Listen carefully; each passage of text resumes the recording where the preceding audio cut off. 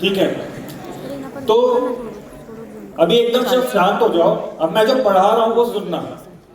देखो, personal finance की अब जो मैं पीपीटी पढ़ा रहा हूं या आपको जो भी समझा रहा हूं उसके पीछे का लॉजिक समझना कि ये आपकी पर्सनल लाइफ से बहुत ज्यादा रिलेट करता है।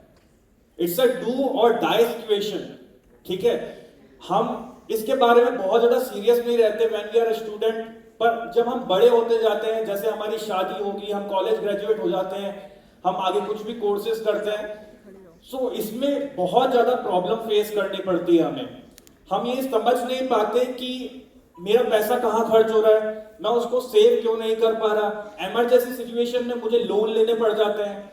तो आज उस सब को मैंने जो क्यूरेट करा है वो किसी बुकिश लैंग्वेज में नहीं है या फिर किसी बुक का भी पार्ट नहीं है, वो सब एक प्रैक्टिकल एक्सपोजर है जो मैंने फेस करा और वही मैं आज आपको पढ़ाने वाला हूं। ठीक है, तो ये एक लेडी है, इनका मेरे पास मैसेज आया इंस्टाग्राम पे एंड उन्होंने बोला कि मैं काफी टाइम से, हमने 2016 को उससे लोन ले रखा है। एंड अभी आप एक बात देखिए इसके अंदर कि यहां पे आपको दिख रहा है प्रिंसिपल अमाउंट कितना जा रहा है, सबको दिखाई दे रहा है क्या? थोड़ा सा ब्लर है। पहले 758 रुपीज जा रहा था, 265, 293, देन अराउंड 421। देन उन्होंने क्या करा, 15 साल के लोन को 531 मंथ्स में कन्वर्ट कर दिया, मतलब अराउंड 44 इयर्स। आ रहा है आपको समझ में कि ये किसी बैंक या एनबीएफसी का मैं नाम नहीं ले रहा, मैंने वहां पे वो हाइड कर दिया सब कुछ, लेकिन उन्होंने क्या करा, 15 इयर्स का लोन 44 इयर्स में कन्वर्ट कर दिया। कितना इंटरेस्ट जा रहा है? 9182। एंड इसमें प्रिंसिपल अमाउंट कितना जा रहा है? सिर्फ 48 रुपीज, 49 रुपीज। आपको समझ में आ रहा है क्या कर रही है यहाँ पे बैंक या एनबीएफसी? सामने वाले को लूट रही है और उसको पता भी नहीं था कि मेरे साथ क्या हो रहा है। उसके हिसाब से वो 11-12 हजार रुपए दे रहा है, 10 हजार रुपए दे रहा है, एंड उसके साथ में ये हो रहा है कि प्रिंसिपल अमाउंट में से 50 रुपीज जा रहे हैं। साल के कितने रुपीज हो गए? 12 into 50, 600 rupees as the principal amount and the remaining is the interest amount. आ रहा समझ में? तो ये प्रॉब्लम्स है जो बहुत सारे लोग फेस कर रहे हैं, they don't even know what to do in this condition. And यहाँ पे अब मैं आपको सोल्यूशन देने जा रहा हूं इन सब चीजों से रिलेटेड। ये एक मेरे को आपको एक प्रैक्टिकल क्वेश्चन देना था कि रियल में जब हमें नॉलेज नहीं होती तो हम ऐसी चीजों में फंसते हैं। ठीक है, वैसे ये एक एनबीएफसी है जिसका मैंने एग्जांपल दिया, आगे चल के इस पे भी एक पीपीटी स्लाइड आएगी। तो एस्पेक्ट्स ऑफ पर्सनल फाइनेंस, यहां पे क्या होता है? Investing, budgeting, saving, debt management, insurance and cover, ये सारी चीजों की हमें नॉलेज होनी चाहिए।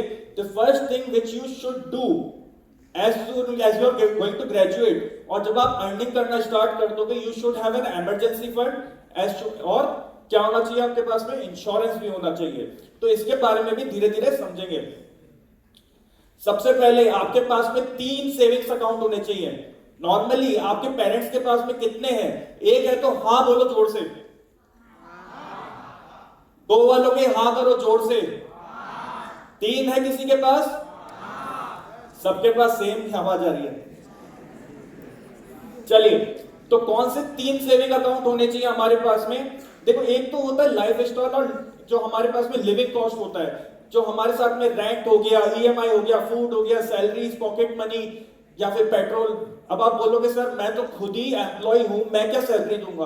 आप हाउस हेल्प लोन लेते ही होंगे, तो वो सैलरीज में ही काउंट होता है। ठीक है, पॉकेट मनी जो आप अपने बच्चों को देते हो, अभी आप लेते होगे, petrol, credit card bills, medicine, इन सब के लिए आपको जो भी खर्चा आ रहा है उसका आपका एक सेविंग्स अकाउंट होना चाहिए। बेसिकली जब भी आपके पास में इनकम आ रही है, ठीक है, जब आप अर्निंग स्टार्ट करोगे तो आपको उसमें 3 पार्ट में सेग्रीगेट करना है। ठीक है, the second one is emergency fund account, medicine cost. देखो इसमें क्या था, मेडिसिन मेरे पास फिक्स्ड है, मुझे पता है कि मुझे कोई बीमारी है जिसकी मैं रेगुलर मेडिसिन लेता हूं या सप्लीमेंट्स लेता हूं, तो वो मेरा यहां पे आ जाएगा फर्स्ट वाले में। लेकिन सेकंड वाले में मेरे पास क्या आएगा? जो मेरे पास इमरजेंसी हो सकती है। कोविड आ गया था, एक्स्ट्रा मेडिसिन की खर्चे हुए थे कि नहीं हुए थे? तो ये इमरजेंसी फंड अकाउंट में आता है। ठीक है। इसके अलावा अनएम्प्लॉयमेंट हो सकती है, कुछ भी प्रॉब्लम हो जाती है, तो उसके लिए भी हमारे पास में इमरजेंसी फंड होना चाहिए। वो कैसे बनेगा, क्या होता है, सब बताऊंगा।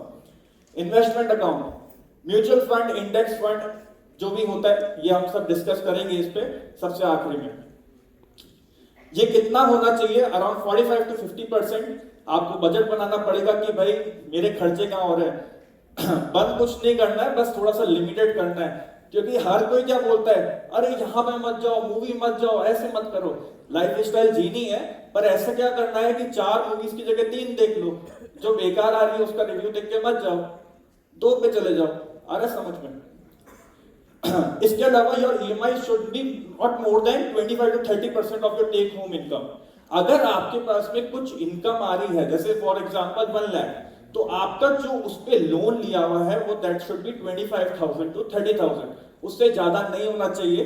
अगर आपकी उससे ज्यादा खर्चे हो रहे हैं, इन मुंबई वी कैन से 40% तक हो सकता है, बट ज्यादा अगर हो रहा है तो आपको थोड़ा सा रेड फ्लैग साइड पे जा रहे हैं, ठीक है। इधर you should increase your income या फिर ईएमआई को कम करो, और वो भी तरीके बहुत सारे होते हैं।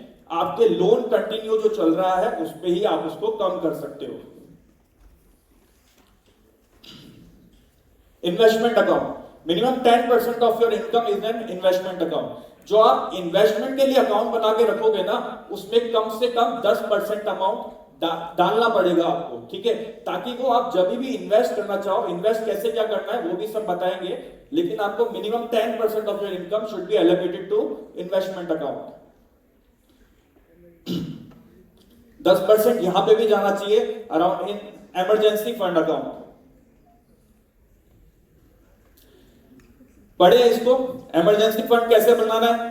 देखिए, जब भी आप सैलरी स्टार्ट करोगे या बिजनेस स्टार्ट करोगे, ये नहीं होता अप्रोच कि मेरे पास तो बहुत पैसा है या फिर मेरे पास बहुत सेविंग है।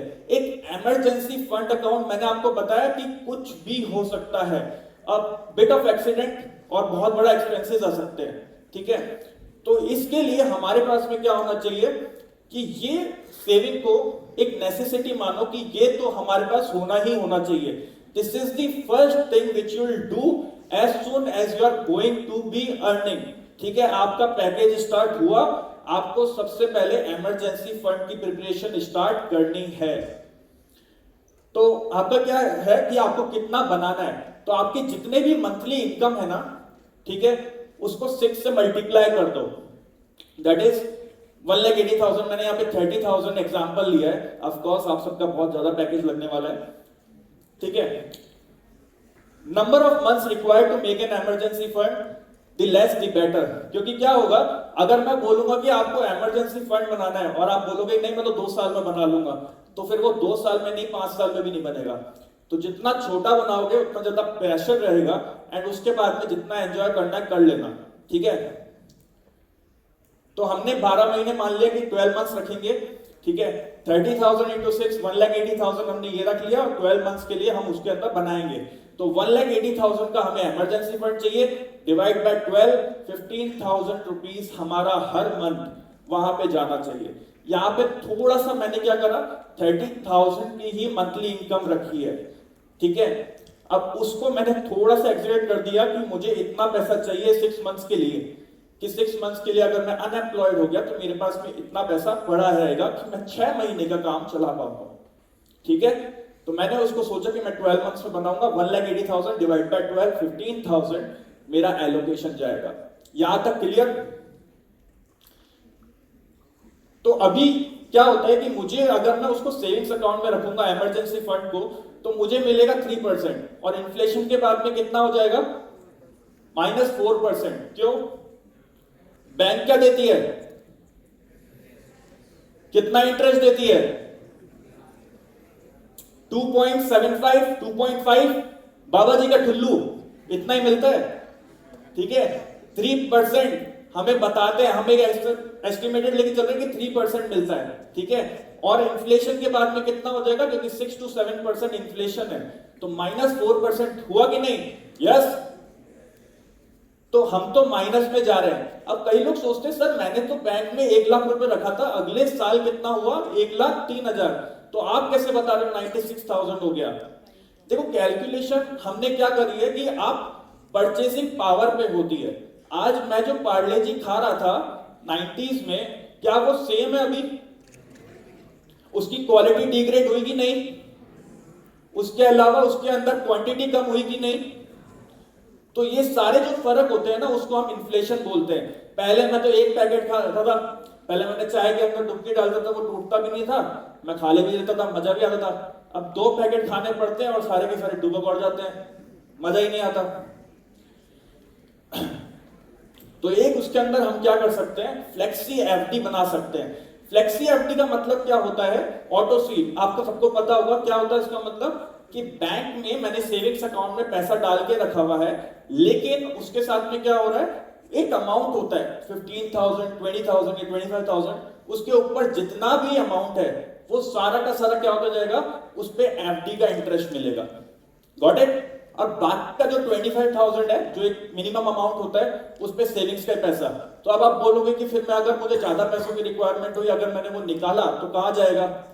तो कोई दिक्कत नहीं आती, वो एफडी का पैसा वापस निकल जाता है, सेविंग्स में आ जाता है, और उससे आपको कोई भी पेनल्टी ही नहीं लगती है।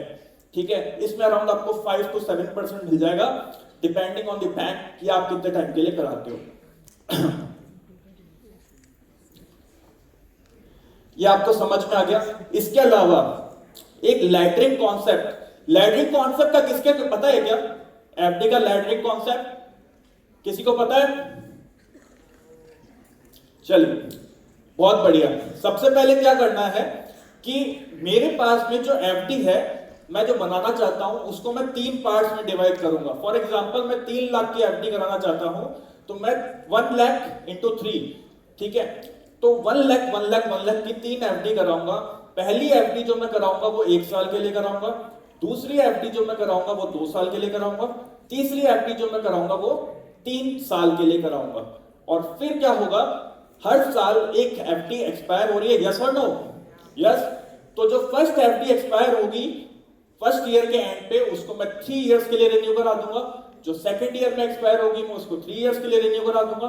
जो थर्ड ईयर में एक्सपायर होगी उसको मैं 3 इयर्स के लिए रिन्यू करा दूंगा। तो इससे क्या होगा, हर साल मेरे पास एक एफडी एक्सपायर होती रहेगी, और इससे मेरा पैसा क्या होता जाएगा, हर बार इमरजेंसी के टाइम पे at the end of the year मेरे पास एक ना एक एफडी पड़ी ही रहेगी, और मुझे उसको तोड़वाना नहीं पड़ेगा। सॉरी, कोई पेनल्टी भी नहीं देनी पड़ेगी। Just a second.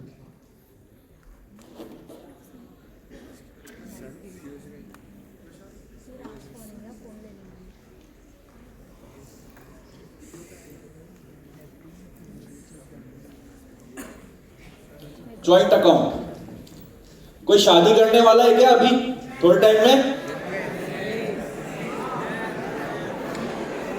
काफी कपल्स की आवाज आने लग गई। कॉन्ग्रेचुलेशंस। चलो, तो if you both are married, ठीक है, तो एक दूसरे की टांग पकड़ के रखो। अमेजॉन फ्लिपकार्ट पर ज्यादा खर्चे नहीं होने चाहिए। ज्वाइंट अकाउंट रखोगे, उसमें क्या होगा, आपको जो भी सैलरी आ रही है, अगर both of you are earning, ठीक है, तो आपको ऐसा नहीं करना कि सिर्फ एक जना ही पैसा डालेगा। आपको दोनों को मिलकर के थोड़ा थोड़ा पैसा, जो आपको लगता है कि आप कभी फ्यूचर में यूज करोगे, या फिर फ्यूचर का इमरजेंसी फंड बनाना चाहते हो, तो वो एक ज्वाइंट अकाउंट बना लो। ठीक है? तो इससे बेनिफिट ये होगा, कई बार हम क्या करते हैं ना, इंस्टाग्राम पे कुछ भी रील आती है और उसमें जबरदस्ती का कुछ भी बेनिफिट बताते हैं और हम उसको खरीद लेते हैं। होता है ऐसा? ये बहुत बड़ी प्रॉब्लम है। और बाद में खरीद के क्या होता है, गिल्ट, यार इसका खरीदा क्यों हमने, इसका बेनिफिट क्या है। ठीक है? तो ये चीज की एक बहुत बड़ी प्रॉब्लम है। हम थोड़े से डिप्रेस भी फील करते हैं, हम क्या करते हैं, चलो अमेज़न पे कुछ खरीदारी कर लेते हैं। तो इससे क्या होगा, पति पत्नी का पैर पकड़ेगा, पत्नी पैर का पैर पकड़ेगी, पति का पैर पकड़ेगी, एंड इससे क्या होगा, दोनों एक दूसरे के कब्जे में रहेंगे। ठीक है? इससे क्या होगा कि थोड़े जो हाउस होल्ड एक्सपेंसेस है ना, वो कम हो जाएंगे। ये छोटे छोटे जो चीजें होती है ना, ये आगे चल के बहुत हेल्प करती है।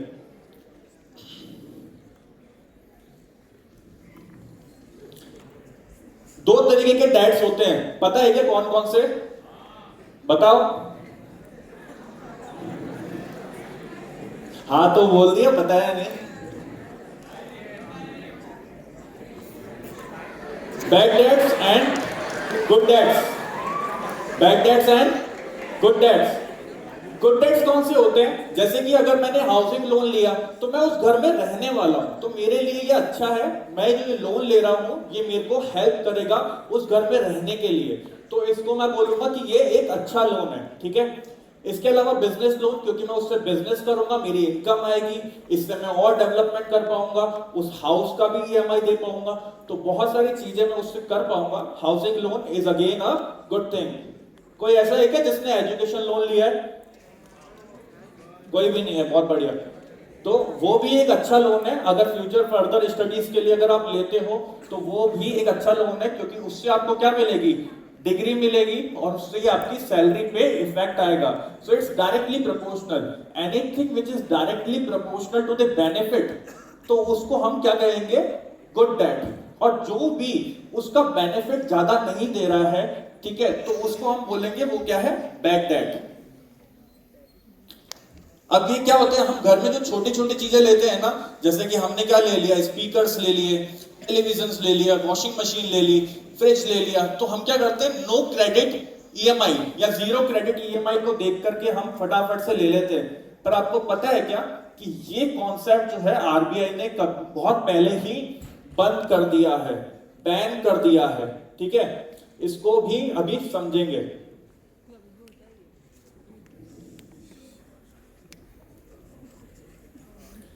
इट्स अ फ्रॉड और स्कैम, ठीक है। क्यों? क्योंकि हमें दिखता है जीरो कॉस्ट ईएमआई है, हम जल्दी जल्दी देखते हैं। आप में से कोई ऐसा है क्या जिसने अपना क्रेडिट स्कोर चेक करा हो, या उनके पेरेंट्स का क्रेडिट स्कोर चेक करा हो, और उन्होंने एक चीज नोटिस करी हो कि वो लोन की ईएमआई बहुत पहले ही पे कर चुके हैं, लेकिन वो अभी तक ओपन दिखा रहा है? देखा है?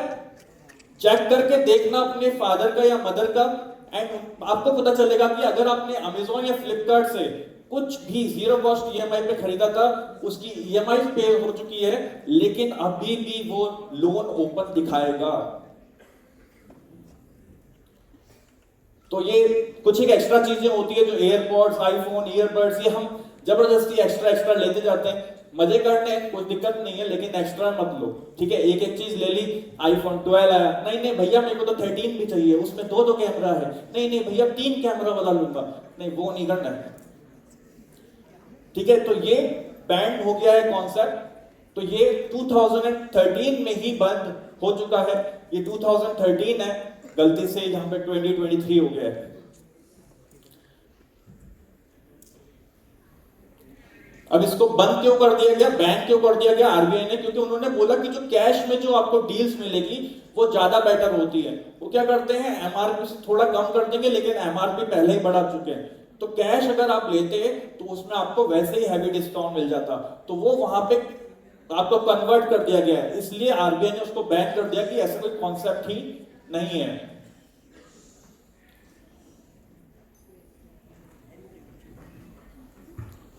ठीक है, तो यहां पे आपको कैश पे करके ज्यादा मिल जाएगा, या फिर डिस्काउंट की जो एंट्रीज होती है वो मिस करवा दी जाती है, ताकि आपको ऐसा लगे कि आपको जीरो कॉस्ट पे लोन मिल रहा है, तो it is not there actually.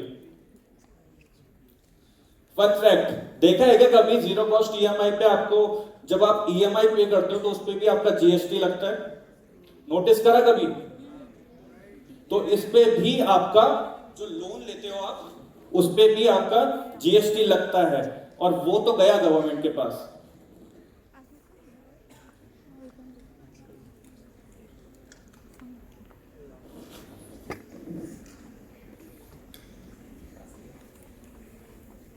NBFC से लोन क्यों नहीं लेना? तो मैंने बताया था शुरुआत में आपको। कोई ऐसा है क्या जिन्होंने एनबीएफसी से लोन ले रखा है, हाउसिंग या कोई सा भी, किसी की फैमिली ने? एनीवन? सबने बैंक से लिया या ले ही नहीं रखा? ले रखा है? एक बार हाथ ऊपर करना जिसने ले रखा है। बहुत कम है, बहुत अच्छी बात है अगर नहीं लिया तो, ठीक है।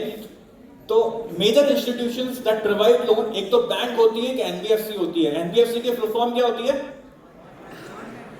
Very good. तो इसमें क्या प्रॉब्लम है, एनबीएफसी का क्या होता है कि ये गाइडलाइंस तो इसके ऊपर आरबीआई बहुत लगाता है, लेकिन वो आरबीआई के कंट्रोल में रहते नहीं है। 15 इयर्स का लोन 44 इयर्स में कन्वर्ट कर दिया।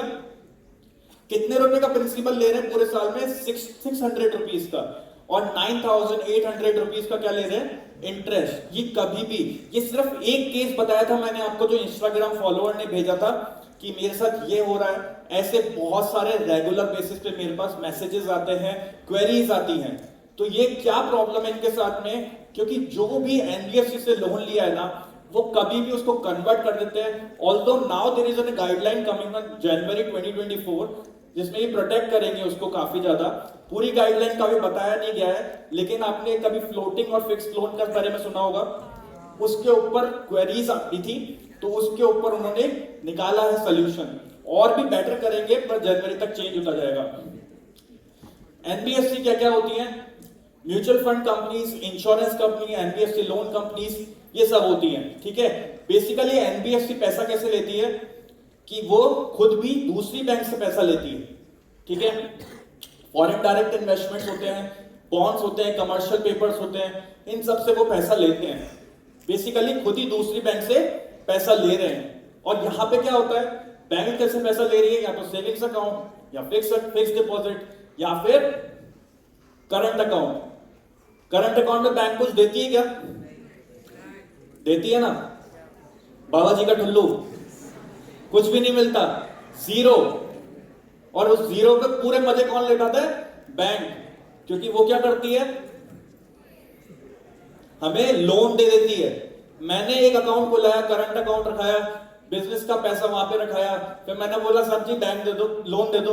बैंक बोले हाँ हाँ आपके बैंक से निकालता हूं, इधर से निकालता हूं, इधर दे देता हूं। ठीक है, लेफ्ट टू राइट करते रहते हैं। तो इनके पास में मजे हैं, इसलिए ये आपको सस्ता लोन दे सकते हैं। और थोड़ी सी यहाँ पे चीजें जो है वो एनबीएफसी से बेटर है। एनबीएफसी कभी भी आपका लोन बढ़ा देता है।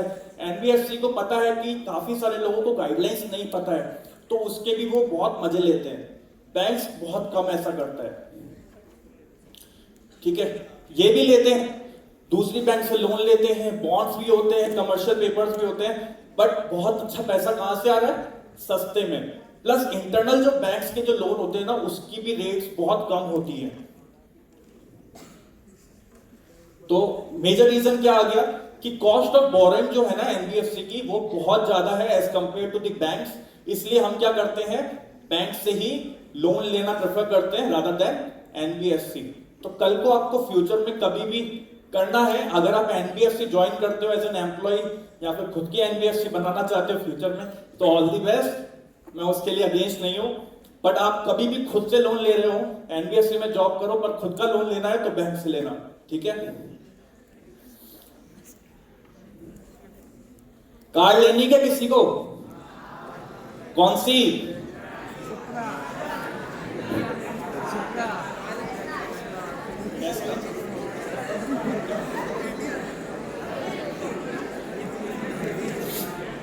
टेस्ला इंडिया में सक्सेसफुल होगी क्या?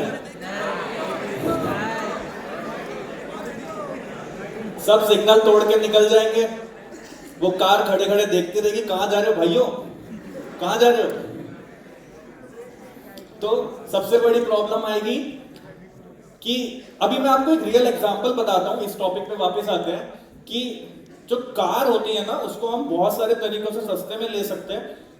मेरे ब्रदर ने रियल में एक्सयूवी 700 ली। किसी को लेनी है क्या एक्सयूवी 700? ग्रेट। ये पेड प्रमोशन नहीं था। तो इंश्योरेंस उन्होंने बाहर से लिया, बहुत ज्यादा हाइप करी गई थी। जो महिंद्रा ने खुद बोला था, महिंद्रा के एम्प्लॉय ने खुद बोला था कि हमारे पास बुकिंग का हमने ये हाइप चला रखा है, एक्चुअली गाड़ी अवेलेबल है। एंड उन्होंने इंश्योरेंस बाहर से करवाया। उन्होंने बोला कि मैंडेटरी इंश्योरेंस है, आपको हमसे ही कराना पड़ेगा। उन्होंने बोला गाड़ी नहीं चाहिए। ये मेरे कजन की रियल बात बता रहा हूं आपको, एंड ऑन पेपर भी है। जब हम मैं पर्सनल क्लास लेता हूं तो मैं उनको पेपर्स भी दिखाता हूं, जब ऑनलाइन सेशंस लेते हैं।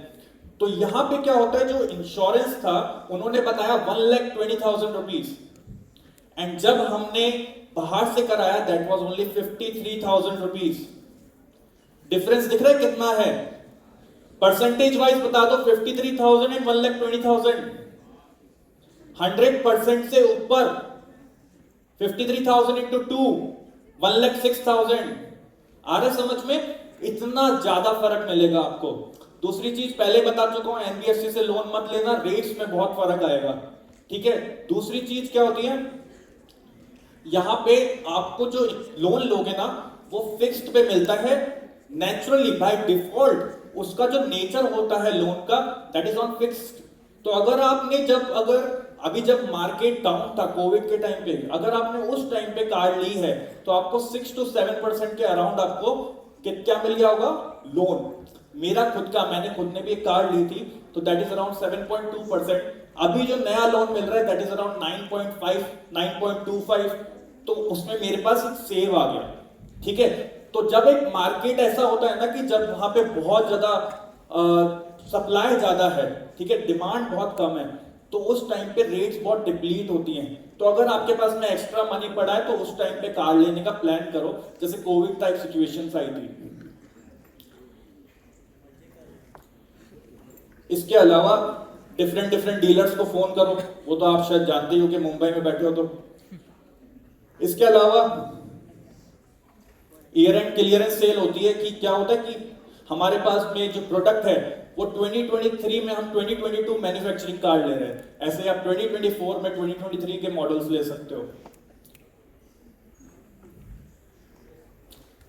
एक चीज होती है, आप नोटिस करना, whenever you are trying to buy a product, तो सामने वाला आपको फोन करेगा, सामने वाले कंपनी आपको कॉल बैक करेगी, वो पूछेगी सर आपको एक प्रोडक्ट लेना था ना, आपने लिया नहीं क्यों? The employee is calling you because they have to complete the target of selling this product। और वो प्रोडक्ट कैसे कंप्लीट होगा, उसकी सेल्स कब कंप्लीट होगी, जब सामने वाला उसको परचेज कर लेगा, और उनको मंथली टारगेट दिए जाते हैं। तो अगर आप उनको 25, 26, 24 इन तारीख करोगे, इन तारीखों में अप्रोच करोगे तो आपको बहुत अच्छी डील्स मिलेगी, बहुत ज्यादा उसके प्रोडक्ट्स पे आपको डिस्काउंट मिल जाएगा, एंड ये आपके लिए बहुत हेल्पफुल रहेगा। इसके अलावा मैंने आपको वो भी बता दिया था कि जो एक्सेसरीज होती हैं वो आप बाहर से ले सकते हो। और दूसरा जो एक मेथड होता है उसमें क्या होता है, आपको सेकेंड हैंड कार मिलती है, लेकिन वो क्या होता है कि कई लोग जो होते हैं लोन पे नहीं कर पाते, तो बैंक उनकी कार वापस ले लेती है, उसको रिफर्बिश कराती है, अच्छे से एकदम नया बनाती है, एंड आप उस कार को भी ले सकते हो, लेकिन वो सेकेंड हैंड होती है। ईवी लेनी है किसी को? कितने लोग हैं जो लेना चाहते हैं? एनीबडी? अच्छा, जिसको नहीं लेनी, किसी को भी टॉपिक हटा दो।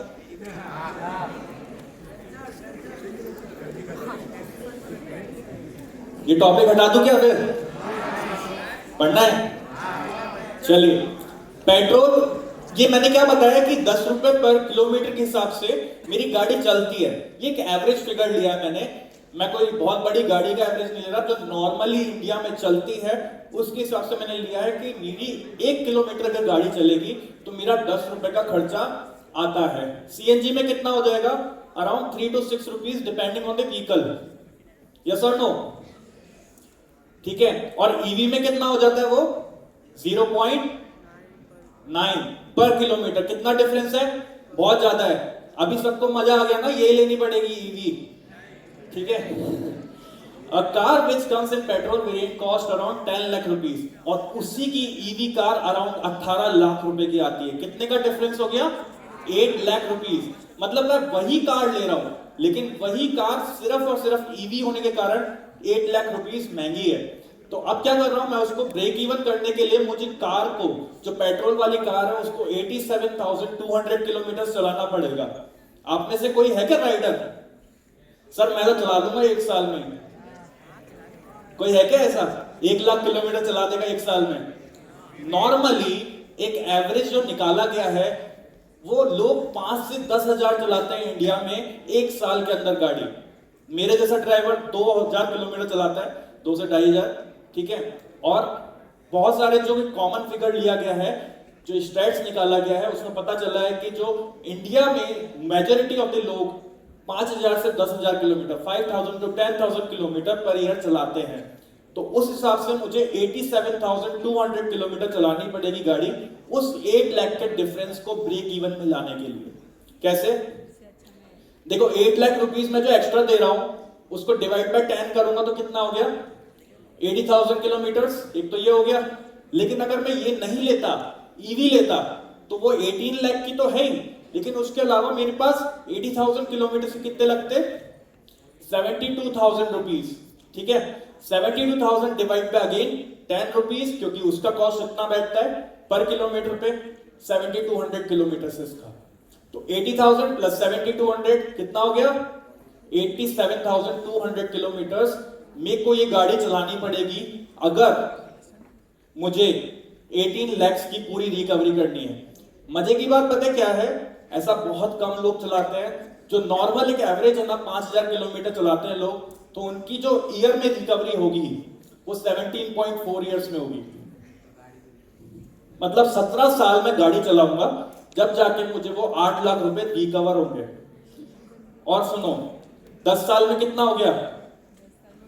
8.5 साल, 9 साल, इतने साल में आपका वो रिकवर होगा। अब मजे की बात पता है आपको, ईवी के अंदर और क्या होता है? 10 साल के अंदर आपको उसकी बैटरीज को रिप्लेस करना पड़ता है। पता है आपको ये बात?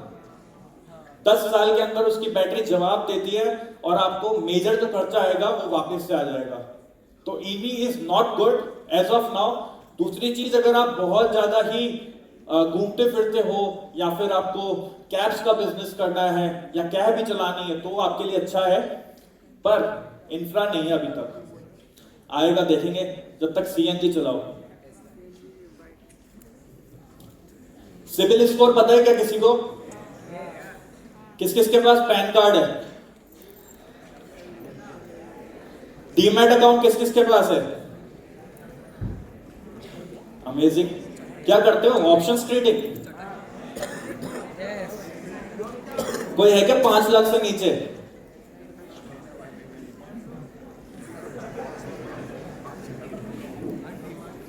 प्रॉफिट में है कोई? 1-2 हाथ है, चलो ठीक है। अरे अच्छा। Advance trick to increase CIBIL score. देखो सिविल स्कोर क्यों बढ़ाना जरूरी होता है? इससे मैं कभी फ्यूचर में लोन लेने जाऊंगा या क्रेडिट कार्ड के लिए अप्लाई करूंगा तो मुझे बहुत सारे डिस्काउंट्स मिल सकते हैं, कैशबैक्स मिल सकते हैं। इसके अलावा मेरा जो सिविल स्कोर होगा ना, उसको मैं कभी भी इमरजेंसी के टाइम पे जब लोन लेने वाला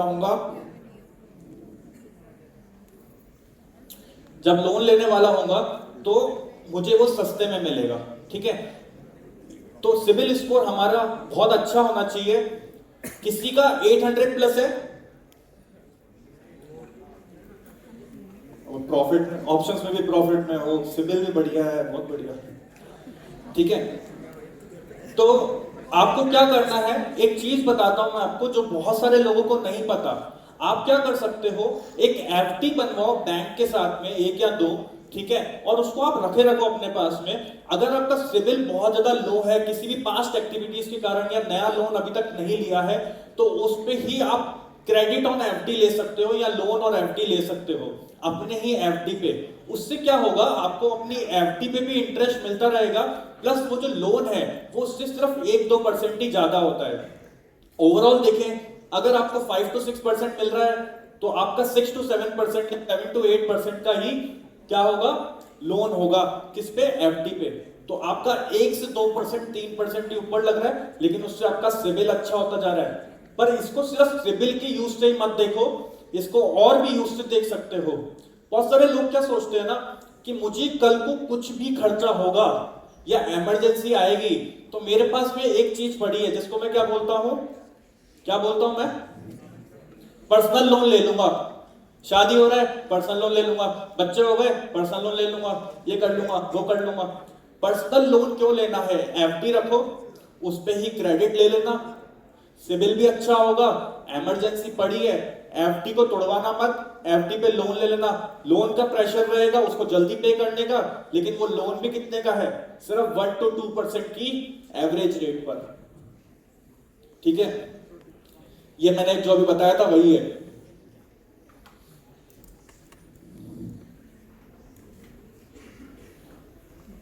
ठीक है, तो ये देख लो आप, पर्सनल लोन जो है वो 14 to 25% होता है। जब आप क्रेडिट ऑन एफडी लोगे तो साइकोलॉजिकली 1 to 2% है, क्योंकि आपको एफडी पे इंटरेस्ट मिल रहा है, लेकिन आपने जो उस पर क्रेडिट लिया है उस पर भी आपको क्या मिलता जाएगा, उस पर आपको जो लोन देना है वो उससे 1-2% ऊपर है। तो ये आपका ऐसे हेल्प करेगा, और फ्यूचर में कभी भी पर्सनल लोन लेने की जरूरत नहीं पड़ेगी अगर एफडी पड़ी है तो। दो तरीके होते हैं जिससे आप लोन रिड्यूस कर सकते हो, ये आपने पढ़ा है क्या अभी तक कोर्सेज में? ठीक है, तो दो तरीके होते हैं, एक तो रीस्ट्रक्चर जो थोड़ा कॉम्प्लिकेटेड होता है बट इट वर्क्स। बहुत सारे लोन जो लोग जो लोन